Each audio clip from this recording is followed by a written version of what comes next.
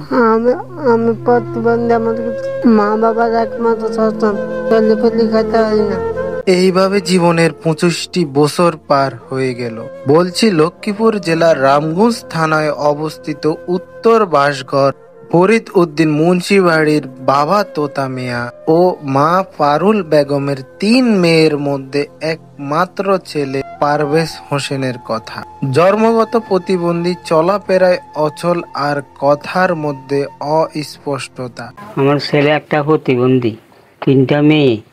আমি খাওয়াইতে চালাইতে বহুত কষ্ট, আমি খুব কষ্টে আছি, বহুত দানা হয়ে গেছি।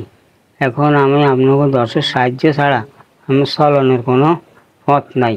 আমি পারভেজ হোসেনের আমি প্রতিবন্ধী, যে ওরা খুবই অবস্থা দুর্বল, একবারে অবস্থা খারাপ ওদের। যদি আপনারা পারেন সবাই মিলে ওনারা একটু সাহায্য সহযোগিতা করেন। মনে করেন মা বাপ বুড়ো হয়ে গেছে, আজ আছে কাইল নাই, ভবিষ্যতে ওই ছেলের দেখার মতো কেউ নাই। তো আপনাদের সবার কাছে একটা অনুরোধ, ওই ছেলের জন্য আপনারা কিছু সাহায্য সহযোগিতা করেন, যে নিজের মতো চলাফেরা কোনোটাই করতে পারতেছে না।